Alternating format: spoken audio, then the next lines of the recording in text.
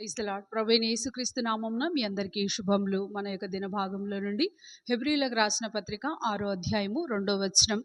క్రీస్తును గూర్చిన మూలోపదేశం మాని సంపూర్ణులమౌటకు సాగిపోదాం. క్రీస్తులో పరిణితి చెందడం ఒక ప్రక్రియ. ఇది ఒకే రోజుతో వచ్చేది కాదు, ఒకే రాత్రితో మనం సాధించేది కాదు. కానీ దినదినము మనం ప్రయాసపడిన కొలది కాదు, కానీ ప్రభు యొక్క కరుణ, ప్రభు యొక్క కృప, ప్రభు యొక్క కటాక్షం చేత ఉచితంగా మనకి ఇవన్నీ అనుగ్రహించబడి ఉన్నాయి. అయితే మనలో జీవం ఉంటే ఆ జీవము తప్పనిసరిగా అభివృద్ధి చెందేదిగా ఉంటుంది. క్రైస్తవ జీవితము నిత్యము అభివృద్ధి చెందవలసిందే. అదే అక్కడే ఉండిపోతే దాంట్లో మనం అభివృద్ధి చెందినట్లుగా ఉండదు. అయితే ఇక్కడ మూల పునాదులుగా ఎంచబడి ఉన్నాయి మారు మనస్సు, దేవుని యందు సంపూర్ణమైన విశ్వాసం. ఈ 2 పునాదులు తప్పనిసరిగా ఒకేసారి జరగవలసిందే. ఇది ఆధ్యాత్మిక ప్రారంభ దశ అని ఎంచబడుతుంది.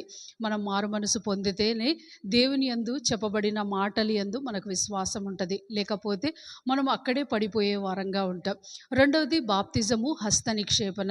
ఇది క్రీస్తులో ఆ యొక్క స్థానిక సంఘంలో మనం ఎప్పుడైతే చేర్చబడతామో, మారు మనసు పొంది దేవుని యందు సంపూర్ణమైన విశ్వాసం కలిగి ఉంటామో, దేవుని ఇంటి విషయంలో దేవుడు కొన్ని మనకు పరిచర్య ఇచ్చువారుగా ఉంటారు.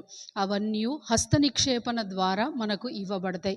వాటి విషయంలో మనం ఎంతో జాగ్రత్త కలిగి ఉండాలి. అంతేకాదు పునరుత్థానము మరియు దేవుని యందలి అంతిమ తీర్పు. ఏ విధంగా అయితే తల్లి కడుపులో 9 మాసములు బిడ్డ లోపటే ఉండి రానున్న సమయం కొరకు సిద్ధపరచబడతాడో, మనం కూడా ఈ మొదటి 4 పునాదుల తర్వాత భవిష్యత్తు తీర్పు కొరకు, ఆ రానున్న పెళ్లి కుమారుడిని ఎదుర్కొటకు మంచి సిద్ధపాటు కలిగిన పునాదిగా ఎంచబడతాయి. ఇవన్నీ మనకు క్రైస్తవ పునాదులు సర్వతోముఖాభివృద్ధికి దోహదపడతా ఉంటాయి. ఇవన్నీ కలిగి ఉండడం ద్వారా మనం ఆ మూల పాఠములను ఎక్కడైతే మనం మొదలుపెట్టామో అవి అక్కడే విడిచిపెట్టకుండా ముందుకు సాగుటకు ప్రభు మనకు సహాయపడతారు. ఆ విధంగా ఈ రోజంతట్లో ప్రభు మనకు సహాయపడుగాక. ప్రియమైన తండ్రి, యేసు ప్రభు ఘనమైన నామంలో ఇవన్నీ మూల పునాదులుగా మా ముందు ఉంచినందుకే నీకు వందనాలు. ఇవన్నిట్లో దేవా మేము దినదినం అభివృద్ధి చెందినట్లుగా సహాయం దయచేయమని ప్రార్థిస్తున్నాం. ఈ రోజంతట్లో దేవా నీ యొక్క కృపను కోరుకుంటున్నాం.